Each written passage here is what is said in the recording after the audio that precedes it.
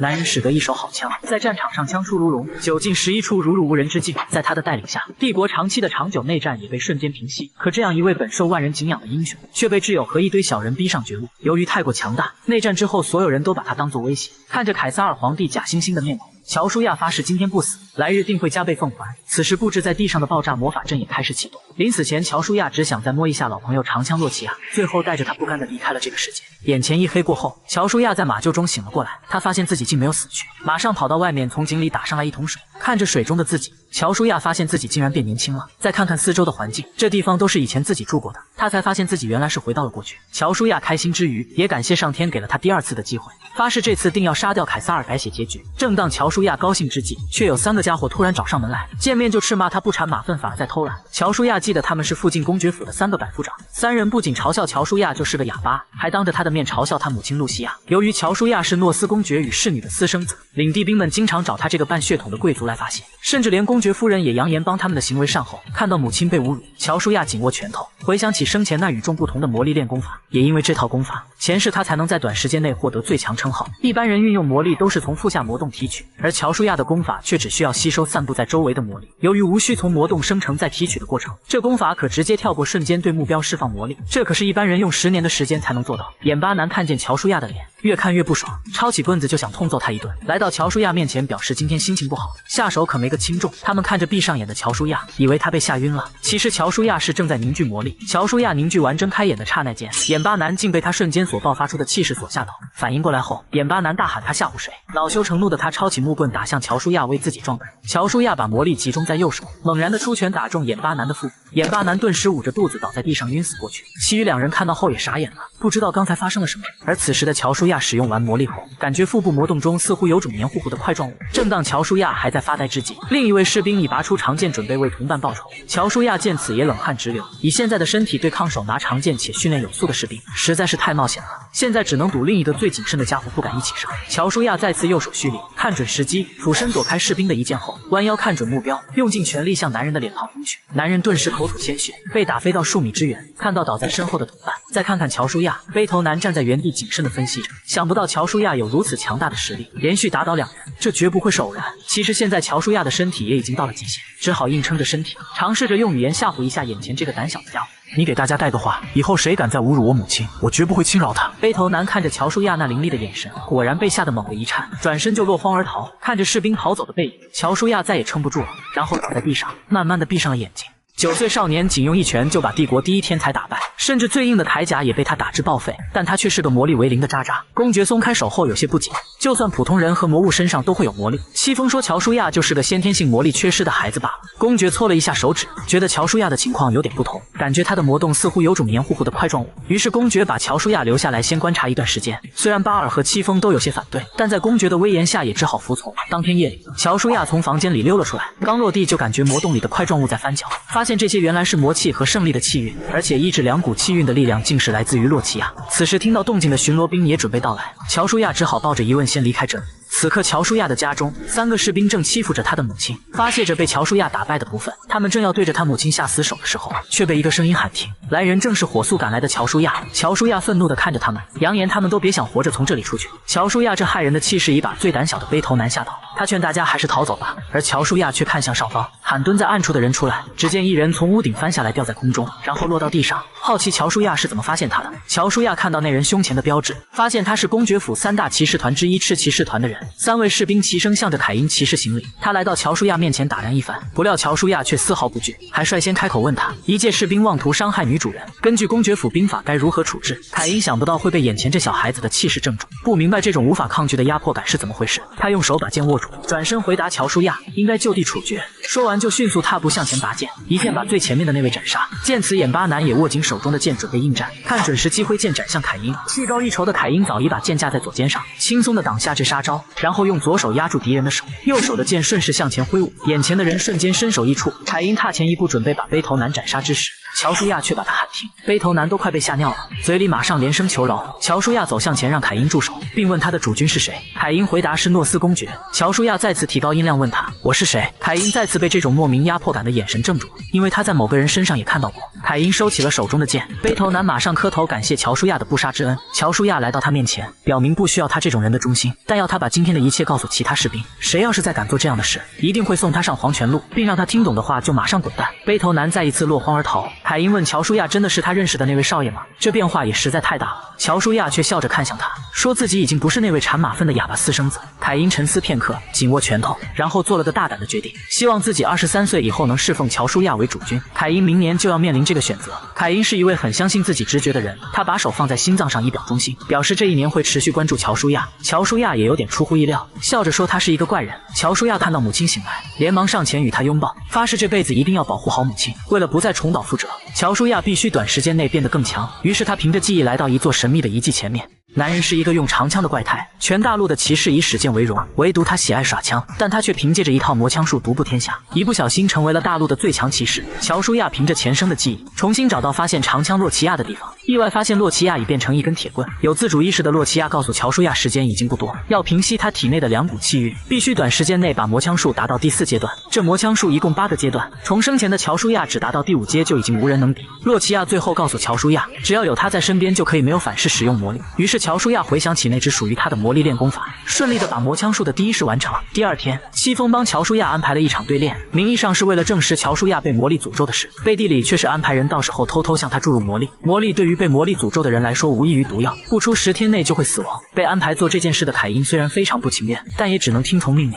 来到比武场上，凯因与乔舒亚正准备开始对练，却被到来的公爵喊停，告诉他对练的人已换成巴尔，让他俩用木剑比试即可。巴尔从架子上抽出木剑指向乔舒亚，表示对弱鸡弟弟会适当放水，而乔舒亚却笑了笑，拿起架子旁边的拖把，然后一脚踩断。就在众人有些疑惑之时，乔舒亚表示用这根破棍子就可以。前来做客的夏罗小姐看到此景也不禁笑了起来，感觉乔舒亚非常有意思。戚风上前警告乔舒亚严肃点，不要拿根破棍子开玩笑。公爵却把他拦住，并问乔舒亚是认真的吗？乔舒亚回头表示肯定。公爵也不好多说，让大家落座观看。开始前，公爵对着巴尔再重申一遍，让他绝对不能使用魔力。准备开始前，巴尔嘲笑乔舒亚用产马粪的铁锹棍更为合适，不认为乔舒亚能用一根破棍接住他的一招，一点都没有把乔舒亚放在眼里。在公爵的一声落下，对练开始。巴尔快步走向前，准备一招解决战斗，可还没等他过去，就被一根棍子直逼脑门。慌忙躲避后，准备再次进攻，挥剑的手还没抬起，又一次被棍子快速打断，整条手臂顿时痛得直发麻。攻击接二连三被打断，巴尔愤怒了，大骂着乔舒亚区区庶子居然让他当众出丑。可话还没说完，乔舒亚对着他的肚子又是猛然一击，对得他霎时间说不出话来。但想不到的是，巴尔竟忍着剧痛紧握住棍子。乔舒亚顿感不妙，这个距离明显对他非常不利。果然被气疯的巴尔不讲武德，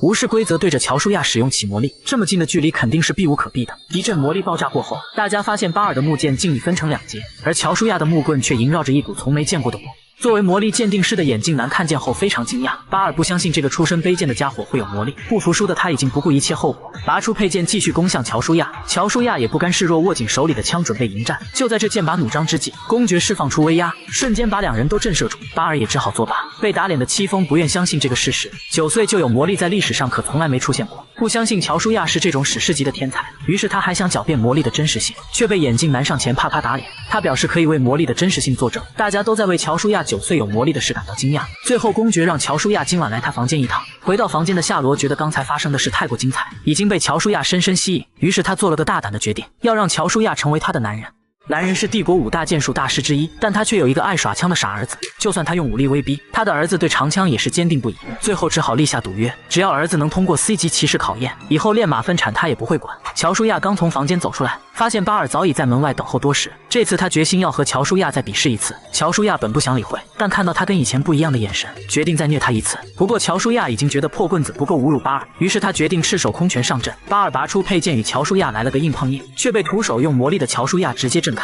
他还没从刚才强力的一招中回过来，乔舒亚就已经大摇大摆地走向他，并用实力告诉他被以前嗤之以鼻的招式虐是什么滋味。巴尔挥舞着注满魔力的剑朝他砍过去，叫他少瞧不起人，而乔舒亚却躲都不躲，挡也不挡，直接使用爆炸术把他炸飞，被弹飞数十米远后，躺在地上的巴尔现在也不得不承认乔舒亚比自己强太多了。乔舒亚走过来，居高临下的看着他，表示对他这种渣渣不用手也随便碾压，今天就暂且放他一马，再有下次会让他这辈子都拿不起剑。巴尔虽然心有不甘，但现在的他也真正明白，他和乔舒亚根本不是同一个水平的人。另一边，公爵夫人听闻儿子巴尔竟输给了一个数字，勃然大怒，大骂戚风办事不力。戚风跟夫人说还有机会，公爵为了让乔舒亚上皇家学院，必定会让他认证 C 级骑士。然而认证只有一种方法，就是和皇室骑士对练。夫人听到此，顿时又想到了一个坏主意，她马上去用水晶球联系皇室中的伯父，让他到时候暗中帮忙。帝国皇宫里，马斯皇帝知道诺斯公爵加出了个了不起的数字，听到他9岁就能达到 C 级骑士水平后也震惊不已，决定派一位皇子和骑士团去鉴定他的水平。2天后，一支皇室骑士大队来到公爵府，从马车上下来的人竟然是4皇子凯撒尔。乔舒亚也想不到这么快就和仇人见面，顿时怒火中烧。此时皇子身边的随从喊乔舒亚快点行礼，乔舒亚却轻蔑一笑，说骑士只跪拜皇帝陛下一人，凭什么要向一个身份不明自称4皇子的人行礼？听此，红毛骑士拔剑要乔舒亚不得无礼。公爵第一团长特朗普见此也拔剑护主。就在这剑拔弩张之际，公爵用威压把2个都震慑住，并让乔舒亚跟4皇子道歉。谁料到凯撒尔不但没责怪，还帮乔舒亚打起圆场，表示自己就是个毫无权力的4皇子罢了。而且乔舒亚说的没错，能够接受帝国内所有骑士跪拜的人只有陛下，骑士就应该用实力来证明自己。乔舒亚看到他的笑容就觉得恶心，他嘴巴上的那一套，从生前的他就早已看多了。就在这时候，一个家伙自告奋勇，希望4皇子能把鉴别任务交给他。这人就是已接到夫人下达任务的1号团长佐科，而且他平时的作风也十分凶狠残暴。然而他这次的任务就是让乔舒亚一辈子拿不起剑。男人是帝国5强之一，同时也是帝国第1大冤种，给别人养了16年的儿子不说，还傻乎乎的把假儿子当作继承人，甚至还有个小白脸天天针对他的亲儿子。虽然那只是个数字，但他可是帝国最年轻的史诗级天才。不久前，乔舒亚还通过了 C 级骑士考验。考验当天，佐科看到手拿一根破铁棍的乔舒亚，觉得十分搞笑。可乔舒亚突如其来的一棍让他的笑容瞬间消失。他更想不到的是，一个小屁孩的攻击居然这么沉。佐科想着只要缩短距离，这破棍子肯定会一无是处。殊不知乔舒亚早已用修炼弥补了这个漏洞，挡下攻击后又是迎头一棒，拉开距离后趁机凝聚魔力，使出魔枪术第一式闪雷，逼得佐科也不得不使出魔力迎击。大家都夸乔舒亚小小年纪能和 B 级骑士不分上下，真不简单。压制着实力的佐科不可以让测试就这样结束，不然巴莎夫人肯定不会放过他。为了完成夫人交代的任务，趁着乔舒亚防御的空档，耍赖的使出超 B 级魔力的一击。还好乔舒亚把魔力凝聚在一个点上，才勉强挡下这一招。特朗普提醒公爵少爷有危险，但公爵还是想看看再说。佐科看到乔舒亚能挡下这招也有点意外，扬言下一招就要他的命。乔舒亚咬紧牙关凝聚最后一点魔力，佐科阴森的笑着，这招就算挡下来也不死即残。剑气的碰撞当场掀起一阵剧烈的爆炸，烟尘退散过后，发现2人已被分开数米。佐科不相信自己居然被震飞，再看向乔舒亚，发现他手里突然出现了一把诡异的长枪。场外的戚风惊喊那是魔神器。4皇子见到这结果也非常满意，表示测试到此为止。佐科接受不了这结果，还想继续再战。红毛走上来表示测试已经结束，并当场宣布乔舒亚正式成为 C 级骑士。此刻乔舒亚也成为了大陆最年轻的魔力持有者。晚上公爵家的会议上，大家刚商讨完讨伐黑巨人的事，戚风又当着大家的面找乔舒亚的茬，怀疑他的魔力是借助了魔物的力量。众人听到后也是议论纷纷。戚风以为自己奸计得逞的时候，乔舒亚突然推门而入，走到戚风身边挑衅，是否魔物的力量跟他比一比便知。乔舒亚说他就是个只会背地里说人坏话的怂逼。戚风果然气急败坏地站了起来，准备要和乔舒亚开干，却被公爵当场把他俩喝止，并解释当时有皇室首席魔法师在场，不可能察觉不出来的。公爵帮乔舒亚消除怀疑后，接下来宣布带他去处理完黑魔森林的事后，就会让乔舒亚去首都的皇室学院上学。乔舒亚要求到时候要一并带上他的母亲。戚风再次跳出来作妖，这件事给巴莎夫人知道肯定不会善罢甘休。乔舒亚却笑了，堂堂公爵大人这点小事居然也要夫人的允许。戚风看了看众人的脸色，知道自己又说错话了，挂不住面子的公爵只好当场同意。就在会议快结束的时候，巴尔也突然闯了进来，并当着众人的面要求空出继承人的位置，说要堂堂正正的靠实力竞争。公爵看到他的改变也欣慰的笑了笑。巴莎夫人听到儿子退下继承人位置的消息后，当场大发脾气，接二连三的失败令他头痛不已。最后他威胁戚风，如果巴尔最后位置不保的话，他会把他们俩的秘密告诉公爵大人。男人只是摸了一下石头，就意外地获得驾驭雷电的能力，成为大陆独一无二的魔剑士。就算令众人闻风丧胆的黑巨人，在现在的他面前也是一击秒杀。当初乔舒亚听说公爵要去黑魔森林的时候，就已经计划好现在的这一切。出发当天，公爵带着100多人的队伍向黑魔森林出发。路过森林附近领地的时候，发现想要同行的比格子爵竟有个精灵师的女儿艾娜。精灵师放眼全帝国里也不足100名的存在，而乔舒亚重生前却没听说过叫艾娜的精灵师。作为巴莎夫人亲戚的比格发现乔舒亚庶子的身份后，也眼里尽是鄙夷之色。傍晚来到森林外面扎营后，大家正讨论着如何讨伐森林里的怪物。他们发现怪物最近下山的周期越发频繁，而且他们在血月升起的期间攻击力还会加倍增强。现在最好的对策就是在外面入黑后等他们到来。乔舒亚趁着捡柴时候的空档，独自一人走进森林里去寻找一块神奇的石头。古代的魔法师们称它为太古石，这一块具有风火水雷冰等各种属性的石头，在世上也仅有5块被人发现而已。乔舒亚走了1小时来到森林的中心，被一只黑巨人挡住了去路，使用老友暗杀王教他的丙烯技能躲避后，在继续赶路的途中，乔舒亚又不慎踩到一只枯枝，摔了个狗吃屎，但动静也引来了一群怪物的注意。就在他准备被群殴之际，乔舒亚只好使用启魔枪术第2式狂风，把冲上来的怪物全部打飞。果然小孩子的身体用这招还是有点勉强，乔舒亚只能撑着棍子继续蹒跚前行，一定要赶在队伍消灭完怪物之前回去营地。走了不一会儿后，乔舒亚来到一个深坑的前面，终于找到5大太古石之一的布伦托。营地那边，所有怪物在红月的作用下都进入了狂暴，正向营地里疯狂袭击。骑士们都在英勇奋战着，但怪物的数量实在太多，骑士们也开始有点吃力。突然一头黑巨人出现，打破了平衡，仅用一击就把2个拦着他的骑士打飞，就连身为 B 级骑士的戚风也撑不过他一招。其他士兵看到后也开始四处逃窜。就在戚风也不知道如何是好的时候，公爵走到他的前面，面对一群来势汹汹的怪物，公爵仅用一招就把他们全部覆灭。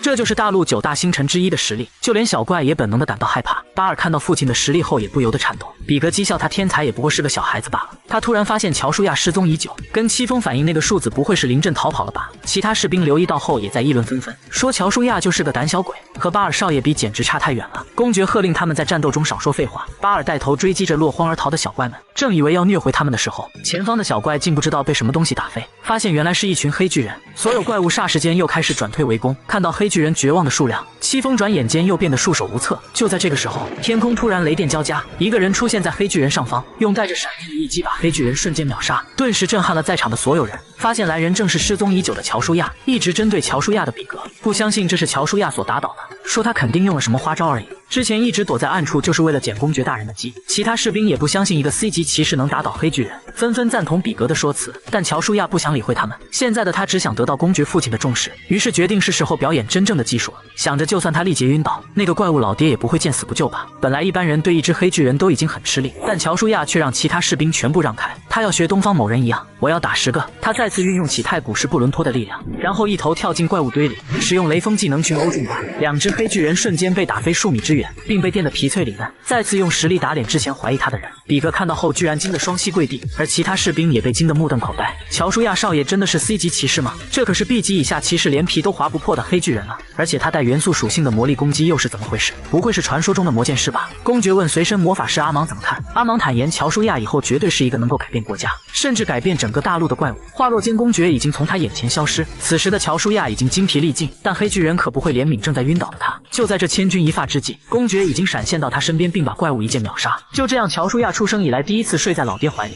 男人为了在父亲面前装逼，结果昏迷了3天3夜，只因他以一人之力竟打倒10只怪物，最后力竭倒地。昏迷期间，乔舒亚发了个奇怪的梦，梦见一个人正从燃烧着的公爵府走出来，此人正是长大以后的巴尔，可下一秒就被一位女精灵师轻松打趴。乔舒亚也觉得这梦太真实了，这预知梦不会是太古石的能力吧？看到女人身旁的高级风精灵，乔舒亚也终于想起那位艾娜到底是何人。随后一位神秘的人物也来到现场，看见风精灵把巴尔送走后，那人带着邪笑的面容也逐渐清晰，果然是艾娜的师父贝尔。梦中惊醒的乔舒亚全然不知道公爵父亲守在身边，公爵看到他醒来后就直接说正事，告诉他去首都后先隐藏身份，而他的新身份就是没落贵族弗雷子爵的独生子，最后还问他怎么知道贝尔那个被诅咒的名字。看到乔舒亚不想说也不再强求，然后就起身离开。出发去首都当天，夏罗小姐赶来追上乔舒亚，把自己重要的家族信物送给了他，表示乔舒亚去首都后一定要去他家做客。现在要低调行事的乔舒亚为了堵住骑士们的口，只好勉强收下。但他不知道的是，贵族小姐把家族信物交给别人是意味着什么。4天后，乔舒亚终于到达首都阿卡蒂诺斯公爵的私宅。当天晚上，乔舒亚凭记忆来到市中心的一个神秘情报点，他让里面的组织部长林帮忙打听一件事，关于数十年前被灭门奥比伯爵家族的传家之宝。同时为了防止自己信息的泄露，乔舒亚给他们撒下一个大诱饵作为条件，就是他们月之门一直都想得到的红色硬币。林听到后也非常震惊，这是组织中极少人才知道的传说，疑惑乔舒亚到底是何方神圣。最后乔舒亚让他再打听一个人，林听到后也是很惊讶，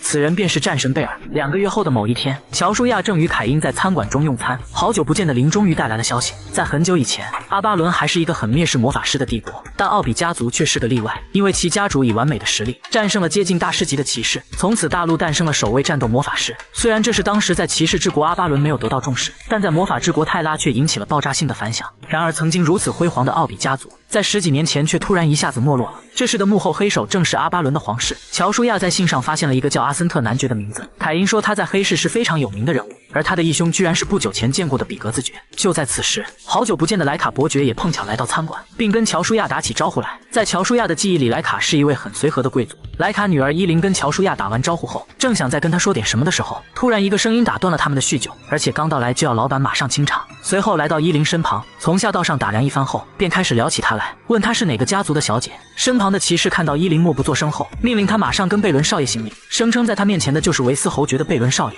凯因记得那家族是12大家族中最具影响力的。莱卡听到后马上站出来帮女儿解围道歉，可贝伦从骑士口中知道莱卡伯爵的身份后，不但没把他这个所谓的贵族放在眼里，而且还更加变本加厉的必须伊琳本人亲自道歉。凯因心想这家伙也太横行了，明明又不是正式场合，凭什么人家要向他行礼？就是一个仗着家族的地位耀武扬威的家伙罢了。贝伦看伊琳还是没反应，继续上前咄咄逼人，甚至想动手打人。就在不善言语的伊琳不知如何是好的时候，看不过眼的乔舒亚终于走上前帮他解围，并对着贝伦说道：“真可笑，维斯侯爵居然有个这么不懂事的独子，想必他老人家一定操碎了心。”贝伦想不到居然有人敢顶撞他，大骂哪里来的小屁孩。这位温柔的小女孩，想不到日后竟是一位杀人如麻的大魔法师，而此时的她正被一位横行霸道的贵族哥欺负。就在贵族哥想动手打人之时，本来想着低调行事的男人也看不过眼了，大喊放开那个女孩。贝伦大骂哪里来的小屁孩，竟敢坏本少爷的好事。身旁的骑士见此也不甘示弱，马上拔出佩剑让无礼的乔舒亚报上名来。乔舒亚警告骑士拔剑意味着什么，作为骑士就要为自己的行为负责。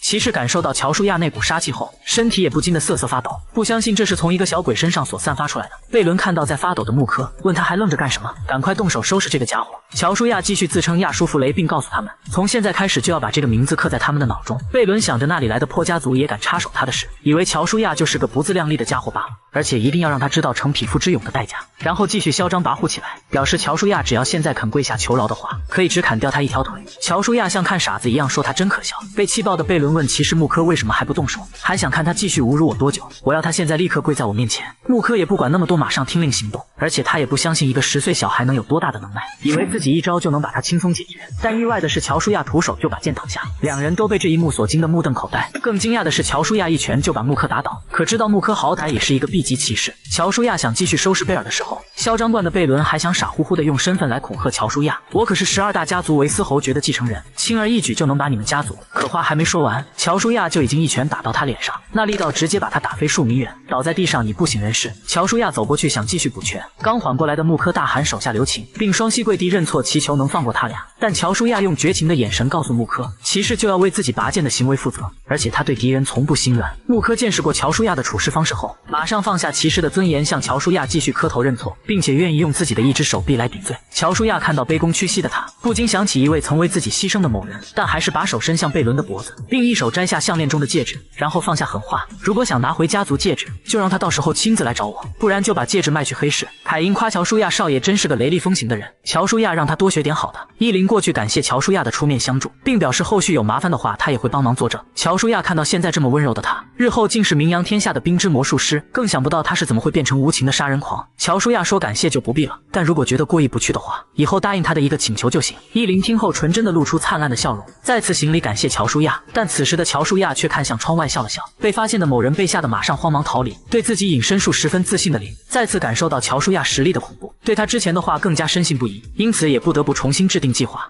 这个男人是帝国里的地下皇帝，但他却要对一个小屁孩言听计从，而他这一次接到的命令竟然是跟一位10岁小孩讨回一枚戒指。在穆科的提醒下，贝伦才发现身上的家族戒指已被乔舒亚夺走。穆科建议他不想亲自去道歉的话，可以先派个代理人过去看看。阿森特作为代理人来餐馆找到乔舒亚，然而这一切都在乔舒亚的预料之中。乔舒亚虽然知道贝伦身体不适只是借口而已，但他还是让阿森特通知穆科过来代替也行，还趁火打劫了阿森特手上的戒指，而里面就有一样乔舒亚一直在寻找的东西——奥比家族的传家宝，人称精灵的眼泪。传说精灵为了逃避人类的猎杀，去到南部边缘的森林，高等精灵们以牺牲自己为代价，在整个森林设下结界，而这100年来唯一知道精灵之森位置的人，就是奥比家族的最后一任家主杰斯。因此有人为了精灵之森的情报将其杀害，但到现在也没人知道精灵之森的位置。精灵王艾伦得知唯一的人类好友被害后，亲自来大陆找到杰斯最后一位已沦为侍女的后人，流着泪把戒指交到他手上。据说这戒指中隐藏着某种特别的力量。乔舒亚用如尼文激活戒指后，发现这枚戒指能在危急情况下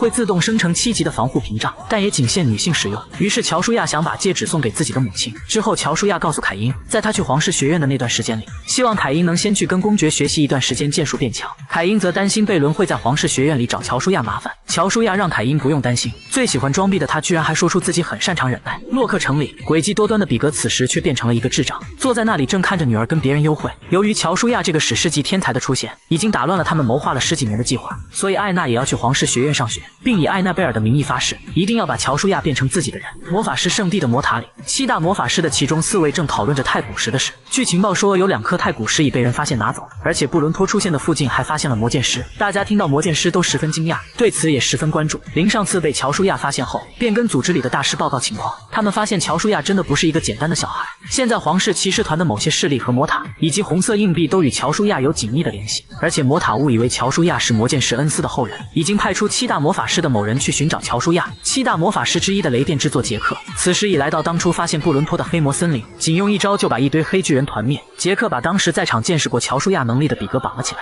得知乔舒亚已经去了首都的皇室学院，为了保命的比格居然提出与杰克联手合作的要求，但杰克却一点都看不上他。为了身份不被外泄，冷酷无情的他直接用雷电把比格送上西天，人命在他眼里就如同草芥。长剑达人嘲笑用长枪的都是垃圾，下一秒就被人一枪秒杀。不久前他在课堂上嘲笑长枪就是炮灰用的武器，于是引起了某位使枪的不满，因此双方立下赌约，谁输了以后就要叫爸爸。由于校规是禁止学生内斗，所以双方约在明天的实战对练课上一决胜负。老师见此也非常头痛，但在学生的再三请求下也只好同意，不过要求他们只能用对练专用的木质武器。达到目的的马鲁阴森的笑了笑，想着就算用木剑也够把乔舒亚打成残废，但乔舒亚却想着如何在众人面前打脸装逼。回到宿舍后，2位舍友问乔舒亚是不是疯了。马鲁可是斯坦家族在皇室学院屈指可数的人才，曾是马鲁童年玩伴的雷斯很清楚那家伙的实力，表示乔舒亚是不可能会赢的。乔舒亚虽然很感谢他们的关心，但也告诉他们一个道理，忍让只会让自己的实力退步，想改变命运就必须拼命争取。乔舒亚来到训练室里做着集中精力的训练，他尝试着用布伦托的力量来稳住体内的2股气运，但强大的雷电之力还是把他反弹昏迷。醒来后，乔舒亚居然发现洛奇亚已消失不见，正慌忙的寻找的时候，突然被带进了一个亚空间。洛奇亚化作一个小屁孩的模样出现在他面前，说乔舒亚犯傻也有个度，害他在这里已经守护他3天3夜，顺便告诉乔舒亚一个重要的情报，布伦托的能力不是预知，他的预知梦其实是体内的胜利造成的，只要乔舒亚完全吸收体内的2种气运，今后就无人能敌。还有布伦托其真正的力量是生长，伊卡和雷斯分别是贵族养子和私生子的身份，一直都是同学们欺负的对象。已经失踪3天的乔舒亚终于回到教室，大家都以为他因害怕而已经逃跑，更想不到他居然还有脸回来上课。但马鲁却不会善罢甘休，要求老师继续上一次对练的约定。然而这也正合乔舒亚之意，他正想找个人试一下刚领会的魔枪术第3阶段。来到练武场，大家看到乔舒亚拿长枪就觉得很搞笑，都想看到他被马鲁打败的样子。伊卡劝乔舒亚还是道个歉吧，说他是赢不了马鲁的，况且就算赢了，斯坦家族也不会坐视不管。乔舒亚告诉伊卡，怕就会输一辈子，不管敌人是谁，只要把他们通通打败就行。2人来到场地中央，在老师一声令下，对练正式开始。马鲁想先看看这家伙是什么底气能让他大言不惭，但他看到后却莫名火大。只见此时的乔舒亚闭上眼，好像无视他一样，以为就是为输掉而找的借口而已。可下一秒他就知道自己错了。就在贴近的瞬间，乔舒亚睁开眼，用极快的速度把他一击打倒。场上的所有人看到这一幕都惊掉了下巴，速度之快让大家都不知道刚才发生了什么。也在刚才的转眼间，乔舒亚居然领悟了魔枪术第6阶段的极快奥义，这可是他前世都没能达到的境界。女生宿舍里，艾娜的亲生父亲用水晶球告诉她一个坏消息，她的假父亲比格已被魔塔的杰克打掉。艾娜听到后也非常震惊，而且他们发觉乔舒亚这个人总是在他们的计划中制造预料之外的变数。事后老师找到了乔舒亚，告诉他刚才被打败的马鲁是罪恶社团的其中一员，他们一直都不断折磨比他们家境差的孩子，是让乔舒亚明白一个人的力量终归还是改变不了什么。以前有个同样想改变一切的人叫西密兹，但最终还是输给了现实。乔舒亚义正辞严地回答，就是老师这样袖手旁观的态度才助长了他们的气焰，不敢尝试改变就是胆小鬼的行为，我会用自己的方法去改变这一切。贵族公子哥当众要挟小伙自废双脚，谁料小伙竟是隐藏大佬，亮出身份后一招把他打成残废。就在昨天，乔舒亚打败著名剑术大师之子的消息很快就传遍了整个学院，但同时他也收到陛下的消息，要乔舒亚无论如何都要进入皇室骑士团，不过他离开前一定要把罪恶社团瓦解。学校某处，阿伊夏社团正讨论着乔舒亚的事，其他人都有想要把乔舒亚拉拢过来的意思，但跟乔舒亚有过节的贝伦却极力反对这事，因为他一定要乔舒亚知道得罪他的下场。于是他们当众侮辱乔舒亚的2位舍友，还要雷斯像当初他哥哥一样把乔舒亚引过来。但雷斯在乔舒亚的影响下已不想再受他们摆布，可惜战力只有5的他还是被人一拳放倒。同样一向懦弱的伊卡在此刻也觉醒了，嘲笑他们身为贵族居然使出要挟人质的低级伎俩。贝伦见他话多，过来就一脚把他踢倒，说他作为贱民就应该被贵族踩在脚下，别做无谓的反抗，这就是定律。就在此时，乔舒亚终于来了，看到贝伦已经违背约定，还伤害他的朋友，扬言一定要贝伦为此付出代价。但贝伦似乎已经忘了旧伤疤，和他的同伴们以为乔舒亚以一己之力肯定不敢与在场12个家族的人对抗，还放下狠言，就算是5大公爵的子女也没有办法，除非是诺斯公爵家的人。贝伦嘲笑乔舒亚这辈子做过最蠢的事，就是把环戒还给了他，所以今天就要乔舒亚这种贱民见识环戒的厉害。话落间就把魔力注入环戒，在乔舒亚面前玩起变身，让他知道这铠甲就是身份之间的差距，只要穿上就能得到比穆科更强的力量。等下就要乔舒亚变成像当初的西密兹一样，成为一个永远走不了路的废物。可乔舒亚看到后还是毫无波澜，甚至大摇大摆地走到他面前，把自己的环戒也亮出来，决定用魔法打败魔法。贝伦震惊乔舒亚怎么也有环戒，这是公爵入学前交给乔舒亚证明身份使用的，想不到这么快就用上，所以现在又到了乔舒亚开始装逼的时候。比家族力量是吧？我不想装了，现在就摊牌了，今天就要你们这些仗势欺人的狗东西见识一下我们家族的力量。一阵闪耀过后，他们看到乔舒亚铠甲上的花纹后也开始慌了，那是诺斯公爵家族的骑士花纹。贝伦那边的人全部都被惊得目瞪口呆，特别刚才大放厥词的那2位，脸色顿时变得铁青，惊呼不可能，这不会是传闻中诺斯家族中的9岁骑士吧？乔舒亚继续靠近贝伦，你不是说家族力量就可以左右学院里的一切吗？我真名乔舒亚诺斯，就想问一句，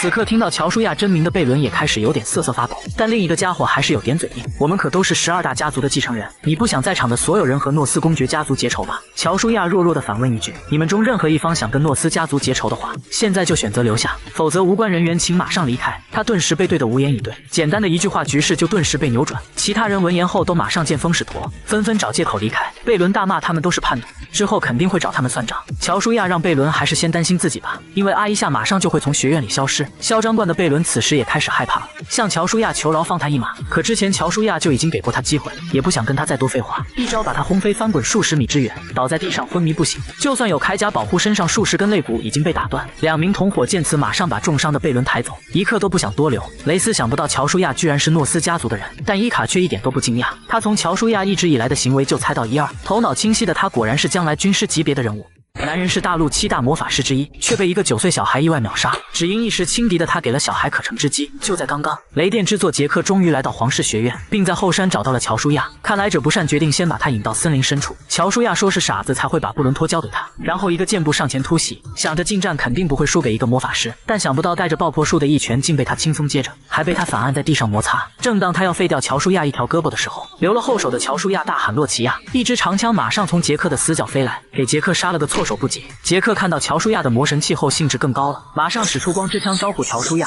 这招只要被打中肯定不死即残。意外的是，乔舒亚竟用木头抵挡了攻击，而且还趁着这个空档来了个突袭，可惜还是被杰克察觉。想不到这个魔法师的近战也如此厉害，使得乔舒亚近战过程中不敢露出半点破绽。然而乔舒亚还是带到了一个机会，马上使出魔枪术第一式闪雷，不过还是被反应及时的杰克逃脱。之后杰克的移动和释放速度开始越来越快，乔舒亚也根本找不到近身的机会，就算正面碰撞，乔舒亚明显也不是杰克的对手。更想不到的是，就在刚才的追逐的过程中，乔舒亚已经中了杰克的埋伏，悄悄布置好的闪电球把乔舒亚团团围住。乔舒亚也大感不妙，随着杰克手握拳头，全部闪电球同时放出高压电攻向乔舒亚，乔舒亚只能马上使出魔枪术第2式狂风抵挡。激烈的碰撞过后，身受重伤的乔舒亚惊讶地发现闪电球还是丝毫未减，仍然萦绕在他周围。杰克告诉他，敌人不死闪电球就不会消失，说着举手凝聚一个大火球准备终结乔舒亚。乔舒亚看着迎来的大火球也陷入了绝望。就在此时，洛奇亚突然把时间停住，表示对现在的乔舒亚非常失望，提醒他之前一直以来的生存方式是什么，不管挡在他面前的敌人有多强大，只要是他就能一扫而光，生死存亡之间也已经没什么好顾虑的了。乔舒亚如梦中惊醒，瞬间突破自我，马上使出魔枪术第3阶段修罗之路，把修罗般的魔力凝聚在长枪上，然后投出划破长空的一枪，冲破大火球后直奔杰克而去，然后瞬间把其穿透。可惜杰克还是用瞬移术躲过了这杀招，但还没完，趁着他还没站稳，乔舒亚就已经拿着长枪闪电般跟上，终于实打实的刺中他的心脏。杰克满脸不可思议地看着乔舒亚，想不到自己竟栽在一个小屁孩手上。但事情好像还没结束，杰克死后体内的魔力也开始暴走，但这时候精疲力尽的乔舒亚再也无力应对，以为这次真的要玩完的时候，洛奇亚喊乔舒亚快使用魔力练功法，否则布伦托就会吞噬杰克的力量而暴走。乔舒亚用尽最后一丝力气，强行把杰克的魔力全部吸收。3天后，醒来的乔舒亚在洛奇亚的提醒下，发现自己的身体居然真的在眨眼间成长了。但他也发觉有点不对劲，布伦托的捕食之力虽然牛逼，但以后会否成长过头，令他快速变成一个老头？洛奇亚让他放心，他只会帮使用者打造巅峰期的身体。得益于此，洛奇亚也消除了乔舒亚体内2股气运的诅咒。乔舒亚好奇洛奇亚的真实身份到底是什么，不然以后不会再使用它。洛奇亚让他不用知道那么多，就算他愿不愿意再使用也不重要，因为从乔舒亚回到过去的那一刻，他们之间的契约就已经成立。大陆最强剑圣居然是一位变态怪叔叔，第一次看到帝国第一天才就想用各种体位蹂躏他，但料想不到的是，一位10岁不到的小屁孩竟能冲破他的威压，对着他大喊一句：“去你大爷的死变态！”最近乔舒亚太过装逼的行为已惊动了学院高层，有人以为乔舒亚不正当入学已严重违纪，应该给予退学处分，但身为乔舒亚老师的卡因却不这样认为。他表示，乔舒亚消灭了学校的罪恶社团的行为，不但没得到赞赏，反而受到退学的处分，这明显是纵容学生霸凌。正在双方争执不休的时候，门外有人来通报，说有一群学生正在楼下抗议。赛吉男爵得意洋洋地跟校长说道：“学校里没人敢违抗12大家族，阿伊夏的100多个成员来抗议就是最好的证明。现在就要以正义之名驱逐乔舒亚这个恶人。”但来人却表示情况恰好相反，来抗议的学生们要求惩罚的是阿伊夏社团。他们来到走廊里，发现阿伊夏的2位骨干成员看到后不但不慌，反而要求赛吉男爵迅速处理此事，不然他的宰相之位就不了了之。乔舒亚与卡因老师此时也来到这里，卡因让他们适可而止，解散阿伊夏已成定局，不要再同流合污了。赛吉让卡因少装正人君子，当初他也帮阿伊夏做了不少坏事，其中就包括西密兹的事。乔舒亚说赛吉这种帮凶根本就没资格说话，扬言自己肯定会为不正当入学的事负责，但在离开之前一定要亲手清理这里的垃圾。此时格兰跳了出来，说乔舒亚区区庶子是东方的梁静茹给你的勇气吗？在外到处惹事就不怕诺斯公爵大人问责吗？乔舒亚却笑了，抛开家族姓氏，老子也随便虐爆你们，今天我就要你们这些自以为是的贵族为自己的行为负责。格兰瑟瑟发抖，你敢动手的话，觉得我们克伦家族会放过你吗？赛吉看着院长，难道要放任乔舒亚这样胡来吗？院长也觉得是时候让学校回归本质，虽然是晚了点，但错误总是要纠正的，在学校里就不应该地位不同就区别对待。格兰反驳院长是不是脑中风了，人的地位是非常重要的，就像乔舒亚作为一个庶子，天赋虽然比巴尔高，但终归还是成为不了家族的继承人，公爵肯定不会为了一个庶子跟我们家族结仇。话音刚落，诺斯公爵和里马伯爵就闻声推门而入，说自己换继承人就是嫌麻烦而已。在诺斯家族里，谁有实力都可以往上爬，而且他提醒众人，孩子们的事就交给孩子们自己处理，这是皇室学院的一直以来的规矩。还反问他们不会因为这种事和诺斯家族结仇吧？被打脸的格兰顿时又怕又气，里马让格兰这个小鬼识趣点，不要再给家族抹黑，警告他聪明的孩子都应该能听懂。临走前还叮嘱他们以后不要再招惹他儿子马鲁。2个小鬼的脸顿时被吓得铁青。之后3人就来到一个房间里，公爵询问完乔舒亚去皇室骑士团的想法后，里马就开始找乔舒亚这个史诗级天才算账，问乔舒亚面对现在的他还觉得长剑是垃圾吗？乔舒亚眼神坚定地看着他，然后又叹了一口气，说自己不觉得长剑是垃圾，但他认为任何武器都不可能超越长枪。大陆最强2位剑术大师听到这答案也十分震惊。里马笑了笑，然后放出大师级别的杀气，让他有胆再说一遍。但想不到的是，乔舒亚竟能扛着这骇人的杀气缓缓地向他走来，还坚定地说着会向所有人证明长枪的厉害。里马想不到居然还有这般天才，身体的老毛病不由得又犯了。他平生最大的爱好就是蹂躏天才，最喜欢看到他们受挫的表情，幻想着将来乔舒亚用各种姿势求饶的画面，就莫名的兴奋。但记得诺斯公爵还在这里，还是收敛一下好。最后公爵给了乔舒亚一个建议，如果真的决心去皇室骑士团的话，那就至少进入第3大队吧。乔舒亚记得进入前3大队就能获得爵位，这样以后就可以离开以巴尔为继承人的公爵家。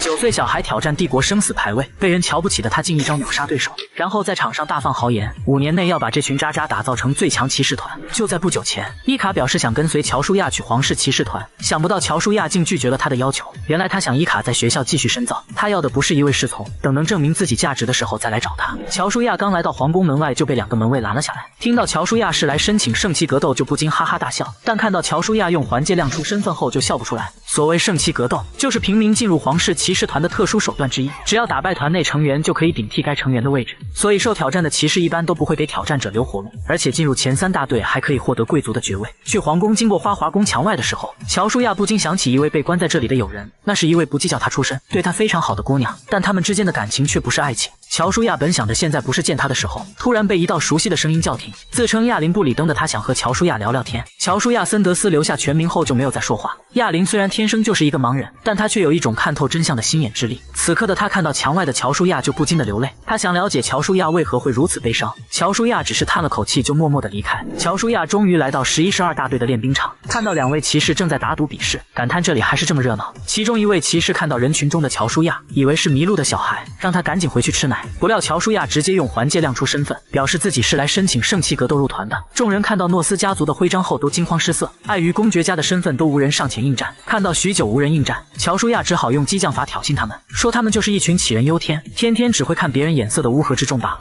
活该一辈子都走不出这里。果然真有人傍附住了，说乔舒亚就是投胎了个好人家而已。众人顿时又兴致高昂起来，叫杰斯好好教训一下这个不知天高地厚的家伙。杰斯刚开始就使出灵光，真本事全力以赴。刀疤男提醒乔舒亚现在反悔还来得及， C 级魔力者是不可能战胜杰斯的灵光的。乔舒亚笑了笑，谁说我是 C 级骑士的？然后亮出自己的武器，让他们见识一下什么叫真正的灵光，顿时令其他人都惊讶不已。环界魔器还有灵光，这虐菜套装简直是欺负人。杰斯大骂乔舒亚就是借助公爵家的资源开挂罢了。乔舒亚以为杰斯见到他的灵光就怯场了，嘲讽杰斯就是一个胆小鬼。被激怒的杰斯不管3728提剑攻向乔舒亚，不甘示弱的乔舒亚也马上挥枪迎击，剑气的碰撞掀起激烈的爆炸。烟尘退散过后，一个身影出现在杰斯面前，帮他挡下这强力的一击。来人正是12大队的副队长百森。百森说乔舒亚既然了解圣气格斗规则的话，就应该知道至少都要一名队长或副队长观战，所以接下来就让他代替杰斯吧。乔舒亚夸百森真伟大，为了属下能做到这个份上，因为副队以上的人输了也只会剥夺职位而已。不过这战略还真不错。听到乔舒亚必赢的语气，再看看刚挡下一招的剑，其实百森早知道他们之间的结局，但为了属下也只能拼了。乔舒亚看到老样子的百森笑了，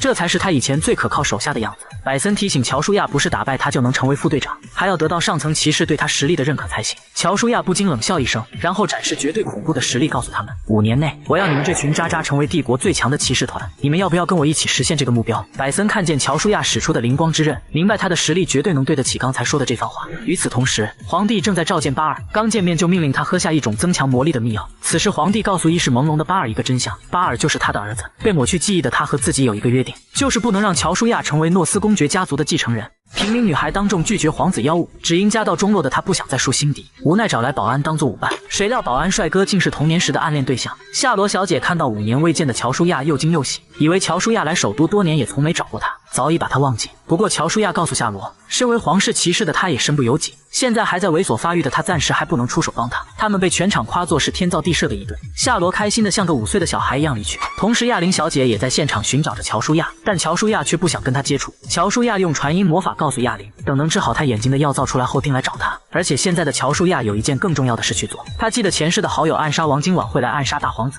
结果暗杀失败的他会因此身受重伤，所以他要赶在那之前会会这位老朋友。果然他还是跟前世一样好骗。乔舒亚释放出暗龙之力，他就误以为乔舒亚就是暗黑之主，最后只能听从乔舒亚的命令，乖乖的放弃暗杀任务，然后火速逃离首都阿卡蒂。不过任务失败的阿伊莎反而笑了，因为他之后就能自由一段时间。就在这时候，会场外一个愤怒的男子也在寻找乔舒亚。5年未见的凯因见到乔舒亚后，就尽诉这些年来的委屈。5年了，你知道我这5年是怎么过的吗？而你就在皇室里逍遥快活。乔舒亚知道凯因主动来找他，就证明现在的他已经达到了那个境界。但乔舒亚更意外的是，凯因这些年到底经历了什么，让他现在变得如此自恋。乔舒亚看到这变化也有点无语。不光是凯因，帝国最强大脑的伊卡也在次日后来找乔舒亚，感觉时机成熟的乔舒亚决定是时候去见皇帝了。不过在那之前，乔舒亚安排他俩先去一趟芬迪家族。次日皇宫的晨会上，皇帝正在为今年无人去大师战的事发愁，想不到乔舒亚竟然主动请缨出战，更想不到的是，他居然大胆提出要离开皇室骑士团作为条件的要求。皇帝一怒之下对乔舒亚拔剑相向，在这剑拔弩张之际，皇帝居然笑了。本来就想看看乔舒亚是否能使出灵光之刃，没想到他竟然能使出更高级别的新剑，这证明乔舒亚已达到大师境界，只好答应乔舒亚的请求。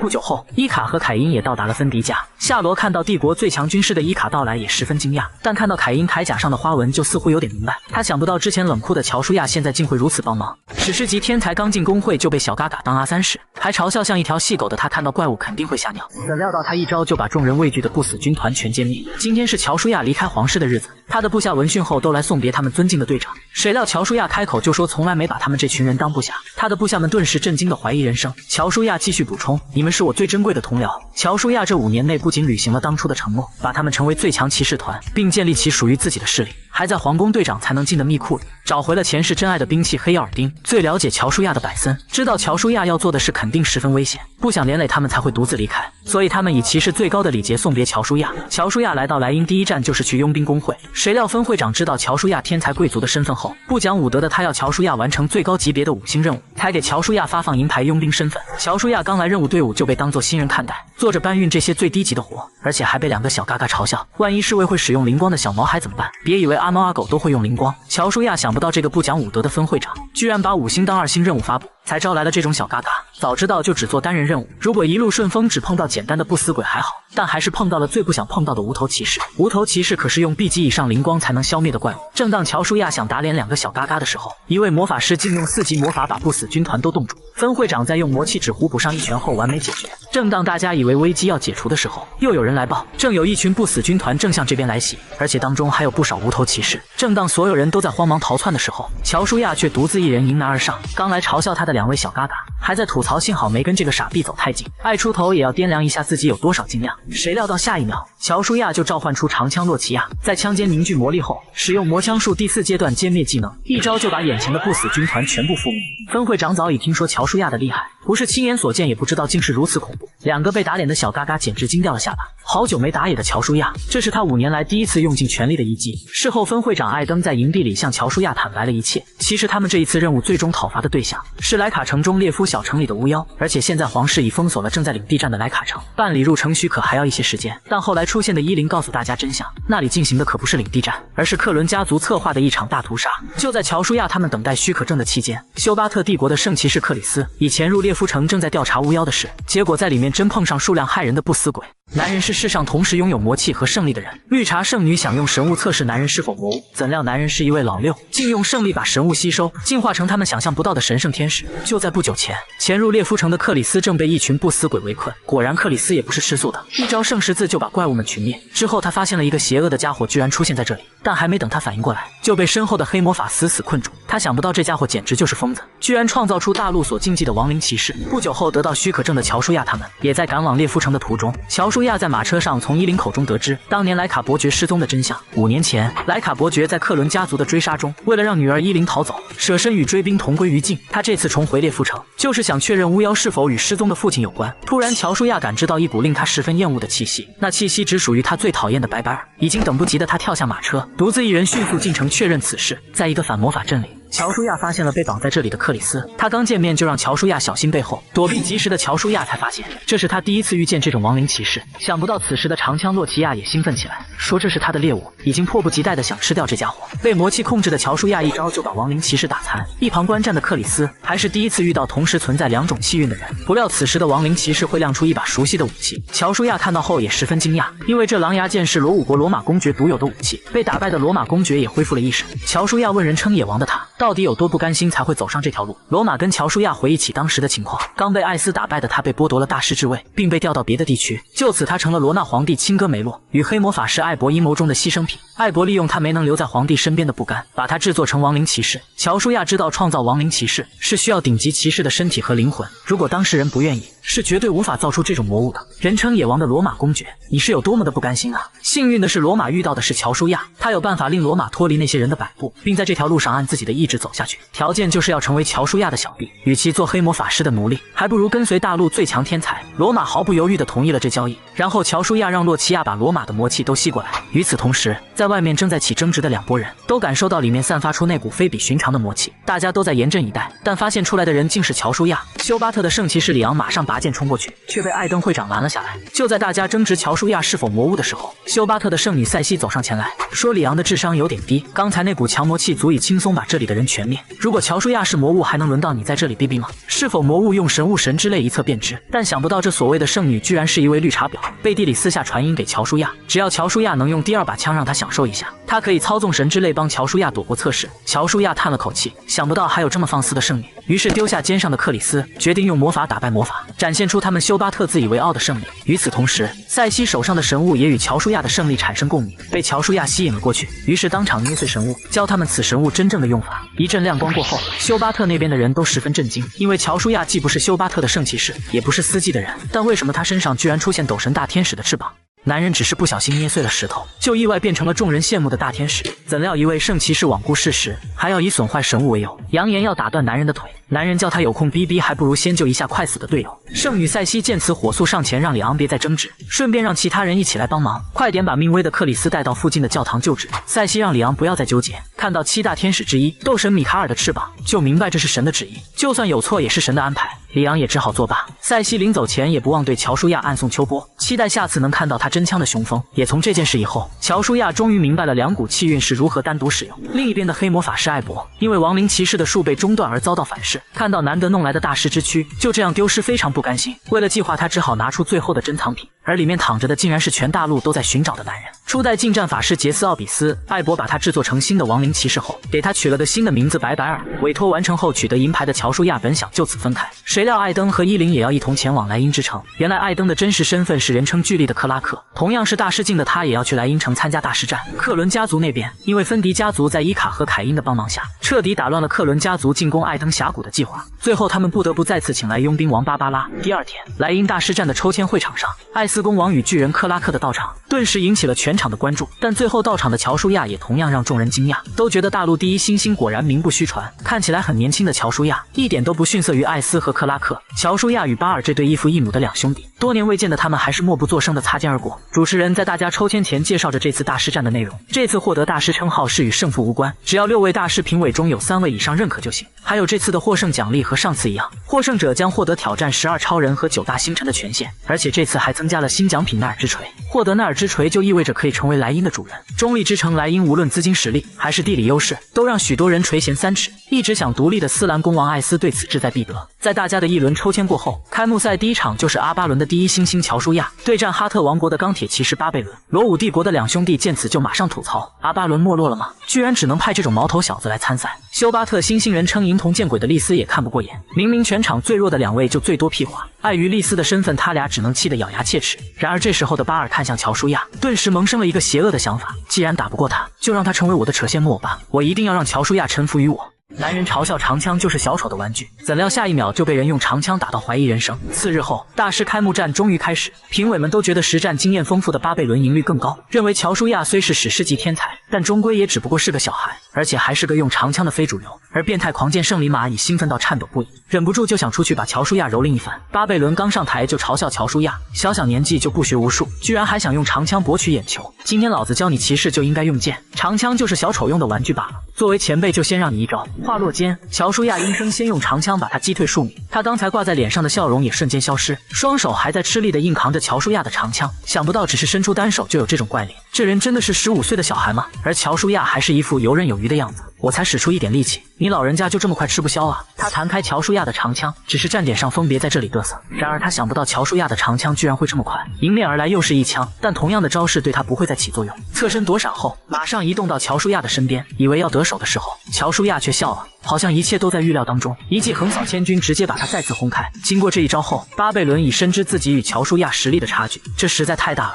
乔舒亚放出豪言，10回合内必打败他，借此来向众人证明长枪的伟大。巴贝伦也承认乔舒亚是他见过最厉害的人，但也不代表会让他随意摆布。说着就使用起灵光之刃，准备全力以赴。谁料下一秒，乔舒亚竟举起手中的长枪，直接向巴贝伦投去。巴贝伦也想不到乔舒亚会使出如此愚蠢的败招，用力击飞投来的长枪后，果断一个箭步近身，准备终结手无寸铁的乔舒亚。殊不知乔舒亚居然还有这种回手掏的技能，用召回来的长枪与巴贝伦迎面来了个硬碰硬，两股魔力碰撞在一起，场上顿时掀起剧烈的爆炸。观众们隔着护罩也感受到爆炸的厉害，被吓倒在地的主持人也在等待最终的结果。浓烟退散过后，只见乔舒亚用长枪指着倒在地上的巴贝伦，想学长枪吗？我教你啊！愣愣的巴贝伦也只好乖乖认输。在观众的一阵欢呼声过后，裁判团一致同意给予乔舒亚大师称号。见圣里马看到已经站上顶峰的乔舒亚，还沉醉于果实成熟的快乐中，但最后还是用自己特殊的爱对乔舒亚表示赞同。男人刚赢得比赛，女人就迫不及待地把他拉进房间，然后一头扎进男人怀里。男人脱掉衣服让他直奔主题，谁料女人只想帮他量身定做魔器而已。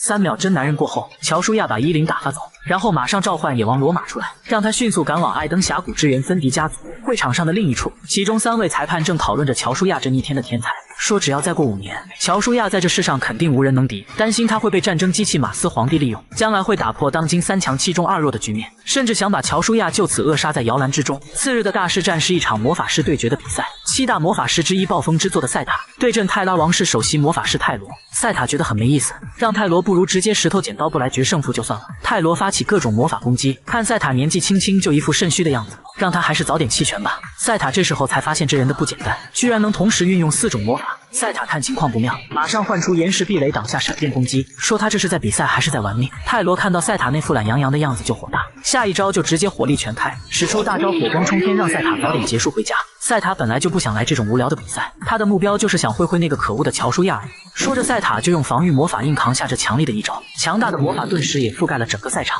乔舒亚这时候也想起来，当年他就是遵从凯撒尔的命令，把泰拉王国和泰罗2个名字消失在历史之中，最后还差点死在这泰罗的爆炸魔法阵里。当泰罗正以为赛塔就此凉凉的时候，一个人出现在火光之中，赛塔拨开身边的火焰，表示泰罗已成功引起了他的兴趣。泰罗看到赛塔毫发无损的样子，惊呼不可能。赛塔觉得有什么好惊奇的，就是一招被自己改良过的风之木而已。泰罗听到只是风属性就挡下他的全部攻击，更加不可置信。风属性的防御是所有属性中最弱的，这家伙是怎么做到的？泰罗还是不信邪，用尽全力决心要打爆这个所谓的风之木，但赛塔却丝毫不把这些攻击放在眼里，甚至还顶着攻击玩起带球撞人，直接把泰罗撞出擂台之外，顶得他老腰都直不起来。此刻的乔舒亚也想起这赛塔到底是何人，在前世中他就是全大陆第1位8级魔法师。主持人马上宣布获胜者就是赛塔，6位裁判中有4位表示认可，赛塔正式成为魔法大师。伊林跟乔舒亚说道，赛塔这人真是怪物，泰罗就已经够怪物了，居然也被他轻松拿下。但伊林想不到的是，他以后也是8级魔法师中的4大怪物之一。以现在来看，赛塔现在的实力至少相当于6级大师之上。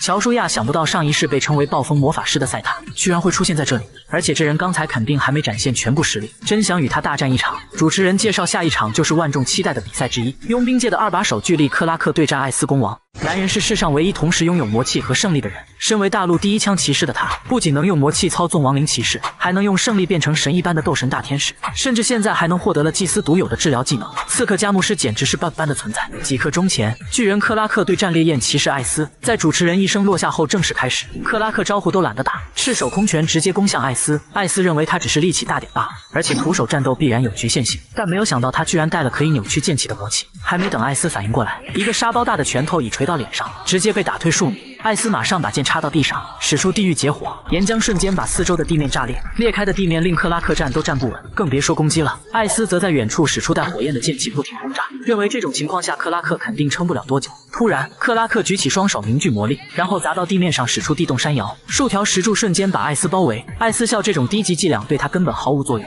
怎料克拉克只是用掀起来的石头作为跳板，接近目标后又开始猛攻，躲避过后再接着一记托马斯回旋踢，被踢中的艾斯深陷地里，差点就被踢出脑震荡。这还没完，克拉克继续使出灵光拳，准备一击终结艾斯。充满魔力的一拳顿时掀起剧烈的爆炸，烟雾退散后，克拉克被镇住了。只见艾斯居然还安然无恙地蹲在原地。艾斯决定不再隐藏实力，开始使用太古石马格玛的力量。这时候看台上乔舒亚的布伦托也产生了共鸣。洛奇亚告诉乔舒亚，艾斯所拥有的能力是能烧毁一切的地狱结火，太古石马格玛的真实能力就是消灭。此时在战斗中的艾斯也看向乔舒亚，洛奇亚继续解释，太古石之间就会互相吸引，因为太古石本来就是神之阶晶体的整体，只不过是分成多块碎石而已。突然台上的艾斯爆发出惊人的力量，形成一条巨大的火柱，跳起来使出消亡结火的大招，无处躲避的克拉克只能使出全力硬扛。巨大的火焰引起了骇人的爆炸，就连爆炸碎石都形成巨大的火球飞向观众。观众们以为有护照在肯定不怕，谁料这火球居然连护照都能融化。最后躺在地上的克拉克也输得心服口服，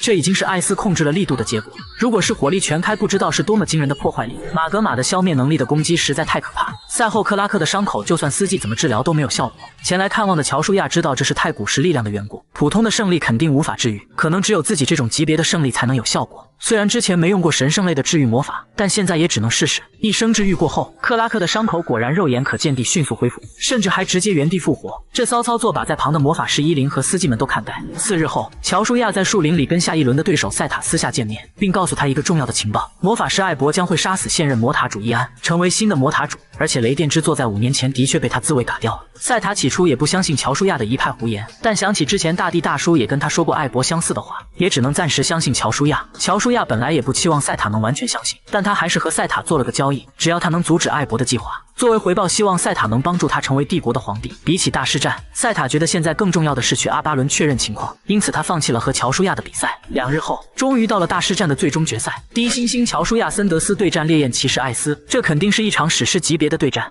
世上2大顶级骑士今天终于迎来史诗级的对决，这场堪比神明的战斗，雷与火的对决为大师战完美拉下帷幕。烈焰艾斯刚开始就亮出那把奇特的武器，这是一把灵活且诡异的鞭剑。所谓武器越怪，死得越快，那超远的攻击距离，就算是长枪也占不到半分便宜，而且又快又无法预测的轨迹，让乔舒亚吃尽苦头。但此时场外的克拉克好像比乔舒亚更着急，原来他用全附加当全压上乔舒亚。伊林得知乔舒亚是12倍赔率后，十分不爽，这分明瞧不起自家哥哥，于是要求马上带他去投注，他要压10个亿，而场上的乔舒亚还在吃力的应付着，一点优势都没有。艾斯也开始嚣张起来，史诗级星星也不外如是，一点意思都没有，太让我失望了。说罢便把太古石的力量融合到剑里，甩出一招带有地狱结火的攻击，想就此结束比赛，怎料却被乔舒亚意外挡下。艾斯大吃一惊，这地狱结火可是连魔力都能蒸发，除非有太古石的力量。难道还没多想，胸口上的马格玛与乔舒亚的太古石产生了剧烈的共鸣，原来如此，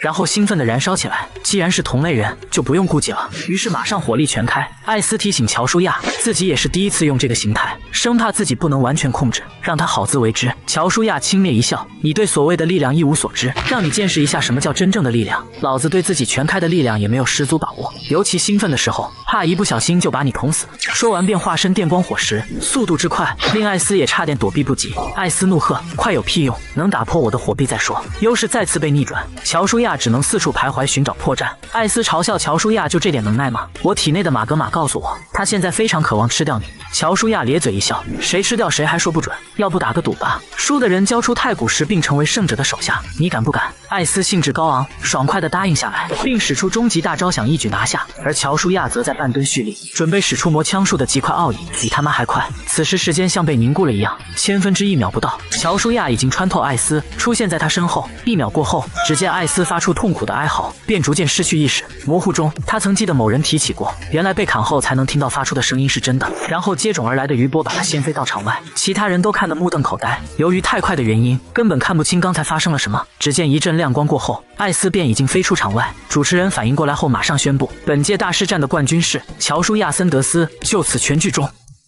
是说笑的。男人第一天当皇帝就果断选择放弃，只因大臣说了一句难听的话，觉得要看别人脸色的皇帝不当也罢。大臣火速认怂挽留，男人用严厉的语气告诉他，你们想要一个傀儡随便找便是，而我乔舒亚是真枪不倒真男人，定会带领你们屹立世界之巅。大臣们马上跪倒臣服，在场的骑士们顿时沸腾起来。狮子王对乔舒亚的表现也十分满意，居然把那群老奸巨猾的大臣治得服服帖帖。于是他履行大师战的第2个承诺，问乔舒亚想挑战9大星辰和12超人中的谁。乔舒亚却说出一个令他意外的回答，我要挑战12超人之一的100万佣兵之首芭芭拉。果然伊林与克拉克对这个回答也十分意外，而此时的芭芭拉却在远方的一处战场上，正在蹂躏凯因，将要终结他之际，却被赶来的罗马及时救下，并用技能把凯因传送带走。就在此时，莱茵的人也带来了他被获胜者挑战的消息。芭芭拉虽不知胜者是谁，但却十分期待，敢挑战他的人都得死。而迪芬家族这边也收到乔舒亚大师战获胜的消息，夏罗知道后也十分开心，但开心只维持2秒，下一秒就有人来报补给队遇袭的消息，凯因也因此下落不明。管家正要对伊卡发难之际，伊卡却说出一个劲爆的消息，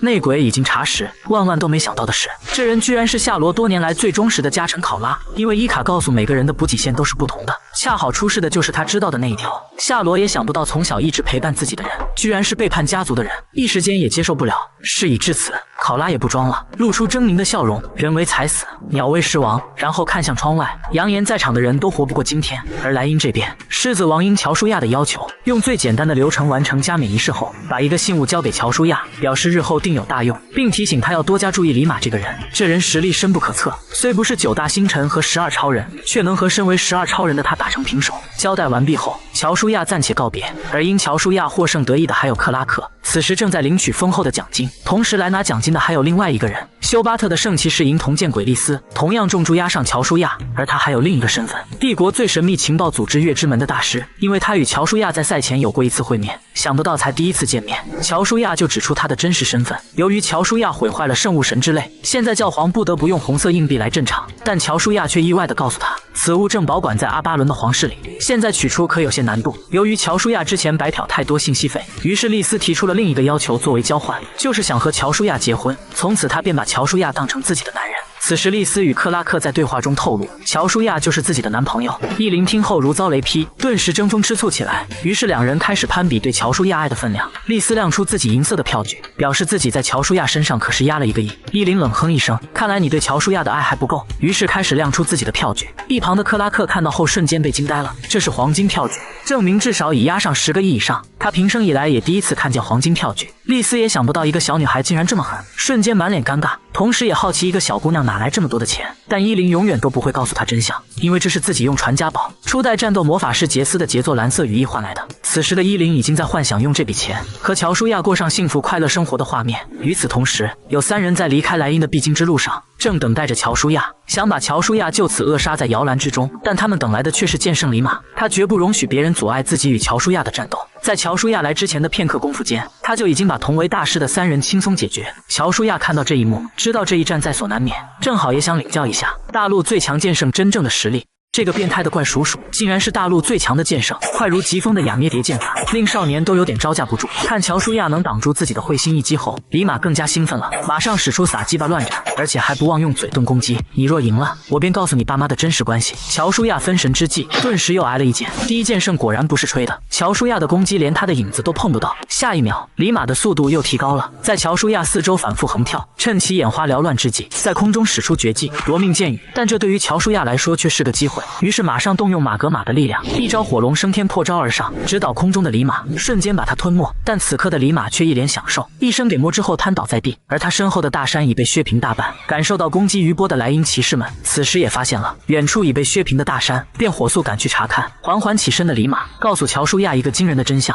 其实你是个野种。诺斯公爵家族本来就没有正式的嫡子，他的头发比谁都绿，而且诺斯公爵从一开始就知道这一切，只因他与皇帝之间有一些故事。正当李马要说出乔舒亚父母的事之时，莱茵的骑士们也在此时赶到，最后只好留下一句意味深长的话，你一定要提防你父亲。被称为阿巴伦黑暗之神的他，可是比现任皇帝还要危险的人物，然后便原地消失。骑士们刚到这里，以前莱茵利益至上的小绿毛，现在反而变成最关心乔舒亚的人，看来他已经彻底臣服这个王，而且为表示忠心。时隔20年的小绿毛第一次以真身示人，只见一阵绿光过后，小绿毛已身穿骑士铠甲，并且长高了2.5厘米，然后对着众人承诺自己永远与王同在。在他的感染下，骑士们也纷纷斗志激昂起来。而刚死里逃生的芬迪家族，这时候又发生了变数。伊卡从凯因遗留的刃片中分析出，芬迪家族的管家竟是另一只内鬼，埋伏就在前面。此时管家也不装了，让伏兵们纷纷现身。就在此时，失踪已久的凯因及时赶到，在亡灵骑士罗马的配合下，把叛军们通通歼灭。此时乔舒亚也正带领着莱茵的骑士们一同前往支援芬迪家族的路上。几天后，克伦家族围攻费里城，而这次带兵的是多年未见的格兰。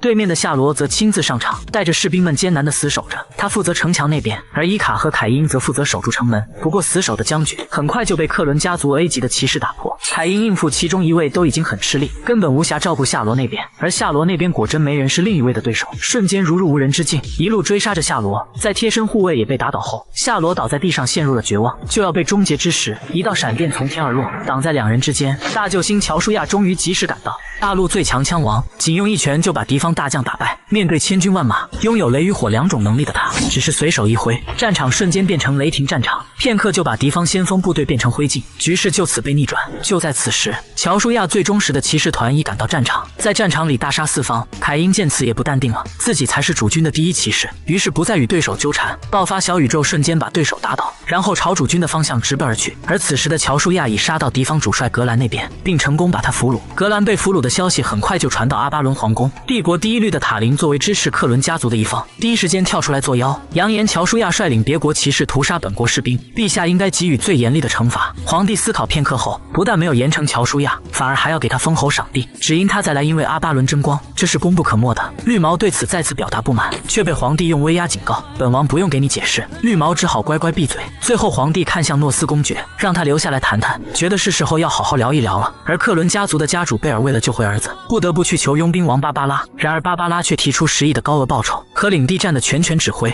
无奈之下，贝尔只好咬碎牙答应这无理的要求。2天半后，克伦军再次攻打费里城，一支专门对付大师的超人骑士团冲在最前线，而乔舒亚却孤身之影闪到部队中央。他们都是会使用灵光的1等1高手，面对四面八方的攻击，乔舒亚却丝毫不惧，仅用一记横扫千军便轻松化解，在一记上挑，瞬间就把战场分割，造成敌方死伤大半的同时，地上也留下一道攻击造成的巨大裂缝。不怕死的骑士们本想继续进攻，可另一击便令他们彻底绝望，最后只留下1名逃兵回去跟芭芭拉报告情况，然而还是被追上来的乔舒亚一击必杀。刚与芭芭拉碰面，乔舒亚便向他发出超人大战的神情，却遭到芭芭拉的拒绝。还好乔舒亚早已料到，所以请来狮子王凯哥作为见证人。凯哥以英雄联盟首领的名义，让芭芭拉不可拒绝这场对决，不然就代表放弃12超人的身份。无奈之下，芭芭拉只好答应，不过要另外加上一个条件，两人对决结果将决定本次领地战的胜负。闻言，贝尔本想提出异议，让他不要擅自决定，却被芭芭拉搬出领地战的决定权，一切都要听他的。乔舒亚也亮出芬迪家族的令牌，代表自己可以答应这个条件。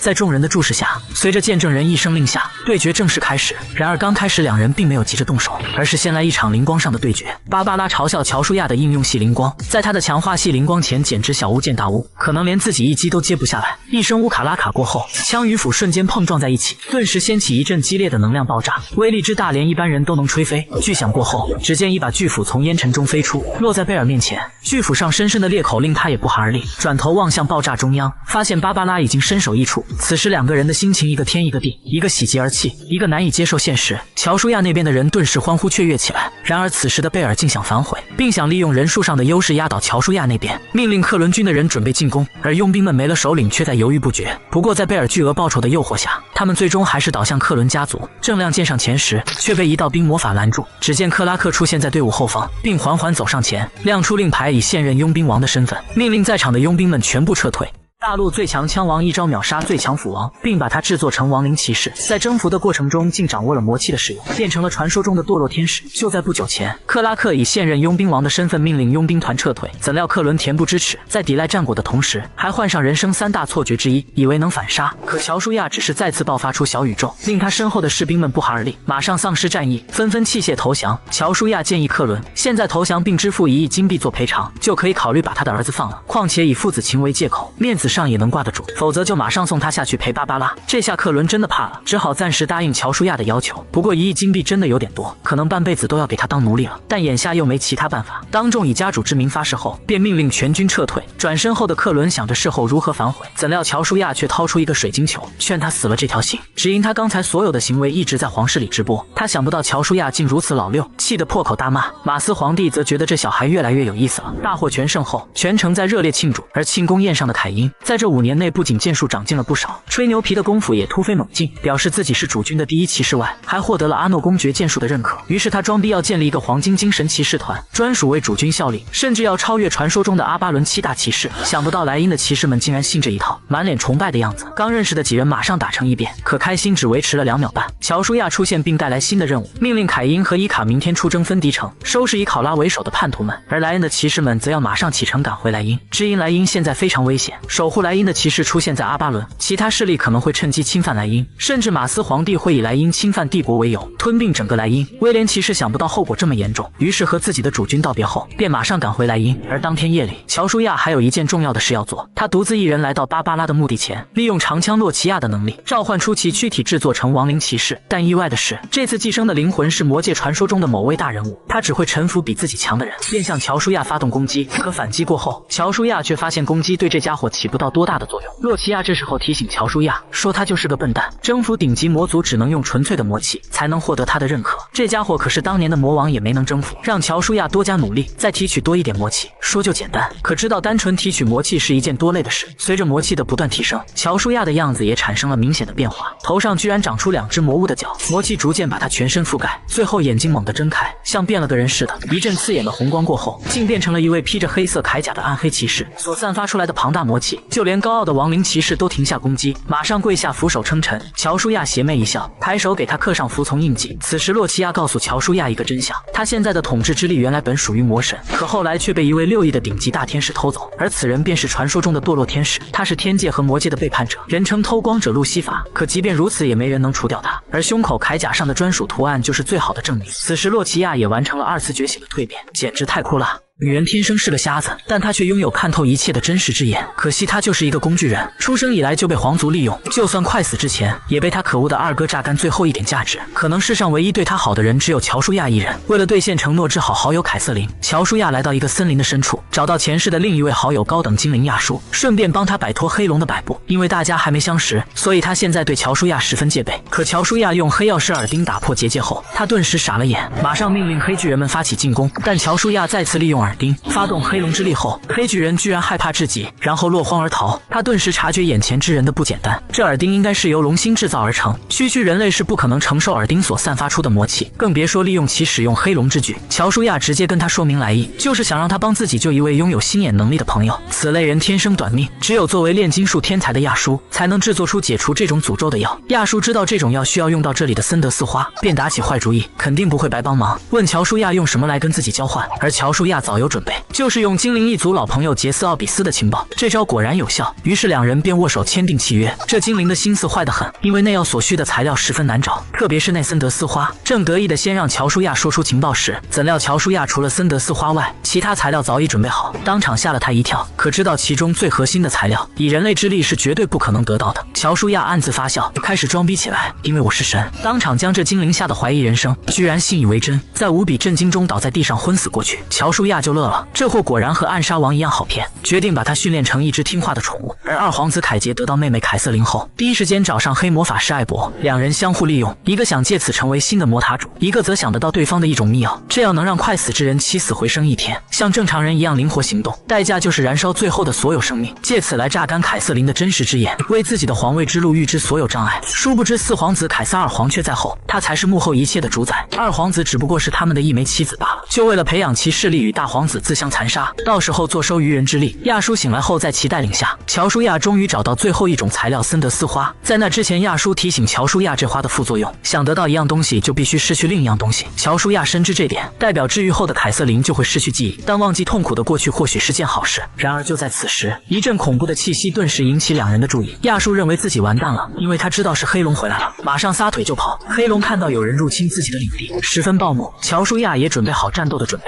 黑龙俯冲下来，猛然一爪，双方立马交锋在一起，巨大的威力令所处的地面四分五裂。